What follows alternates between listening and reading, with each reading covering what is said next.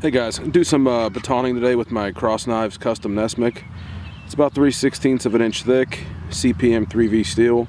It's a very tough steel if you guys have any experience with it. We're going to go through some silver maple. Most of it I think is silver maple.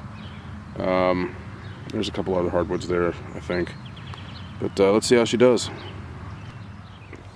Now some people don't like the idea of batoning with your knife, but I feel that if you have a good knife with a good steel, the right thickness, the right Rockwell, you should be able to split logs and make kindling with no issues at all.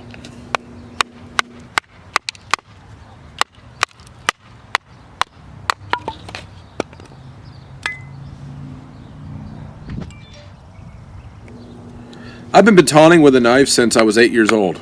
I'm 33 now, and up until this point I still have not broken or damaged a knife.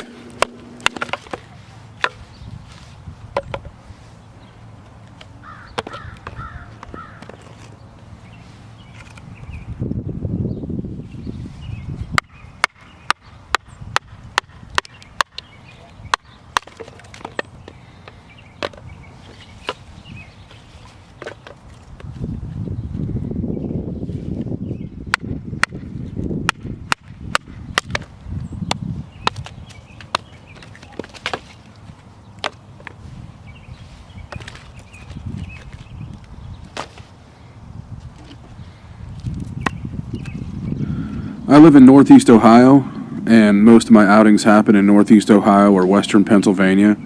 And if you're familiar with the area, you know that it's almost always wet. Whether it's 2 in the morning or 2 in the afternoon, we always seem to get precipitation. So whether you decide to baton with your knife or split the log open with a hatchet or axe, you're almost always required to open up the wood and get to the drier center.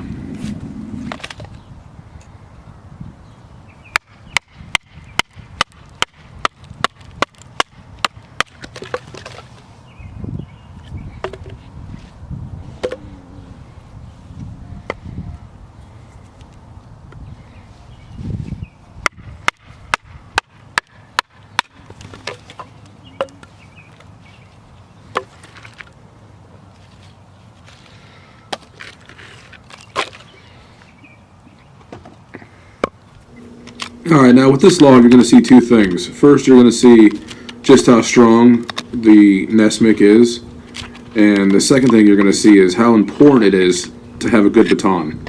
I was in my backyard, so I was kind of limited to what I had, but if you're out in the woods, make sure you find yourself a good baton and save yourself some frustration. So I decided to save this log for last because of its size and how many knots were in it. Usually I would use my 2-Hawks double bit hatchet on this, maybe my Wetterling's hatchet or even an axe. This is strictly for demonstration purposes only. I wanted to show you that if you did decide to get a knife from Pete at Cross Knives, that it was definitely going to be made right. He does a really good heat treat, and he uses really good steels as well.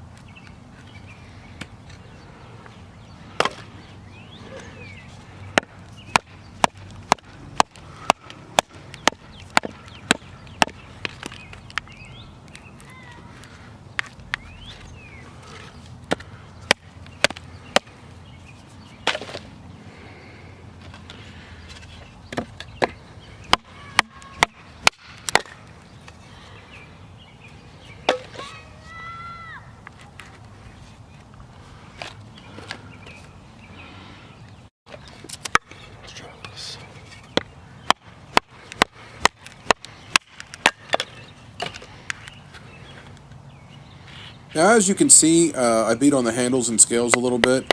These scales are micarta, so they're pretty tough, so I don't really worry about it too much. If I did have wood scales on my knife, I would probably be a bit more careful with it.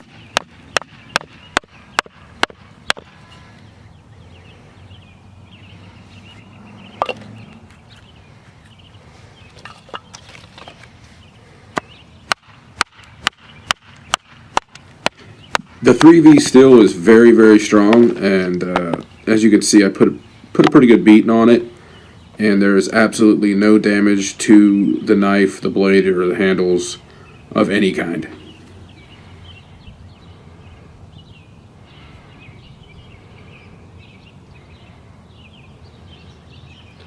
How's that for a baton and test?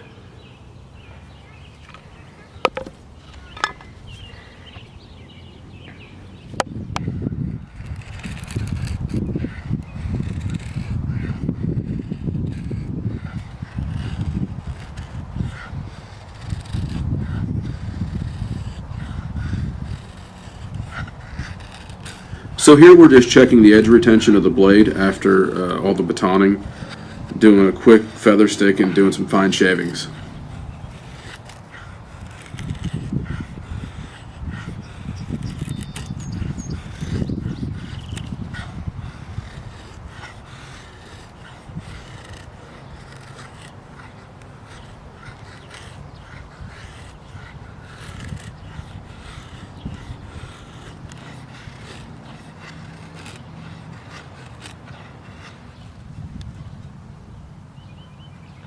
Different size curls there.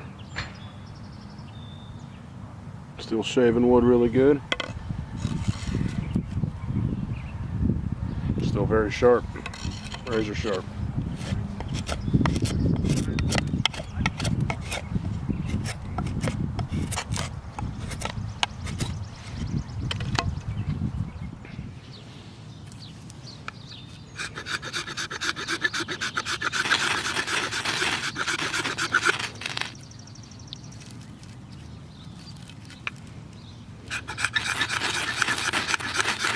In my opinion, the most important thing to be able to do out in the wild is to create a fire. Creating a fire lets you sterilize water, cook food, and keep warm at night. The fire kit I carry contains fat wood, birch bark, jute twine, char cloth, and most importantly, a high-quality ferro rod.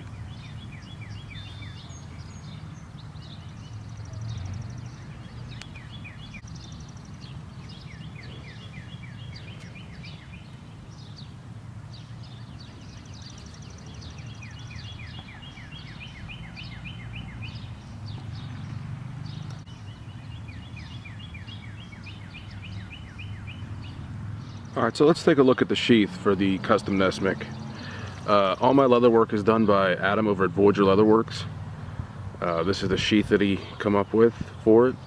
This was the first sheath that he did the removable dangler system for.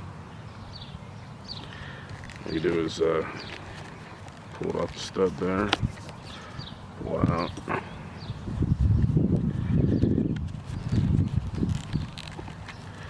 Run it back through.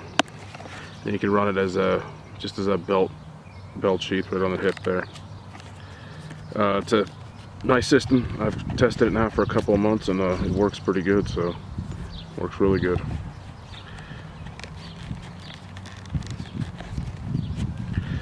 But it's got the I opted to get the 1/2-inch ferro rod loop on there. Holds a 1/2-inch rod, nice and sturdy. The ferro rod, if anybody wants to know, is from firestill.com. It's the bunker model. It's 5 or 6 inches long. It's a 1/2-inch round, and Adam also did the leather stacked handle on it. Did a really good job with it. Looks really good. But that's the setup we come up with, and everything Adam does is, you know, it's simple. It looks simple, but it's really high quality. Everything he does is high quality. Definitely check out Voyager Leatherworks. VoyagerLeatherworks.com is his website, and check him out on Facebook and Instagram.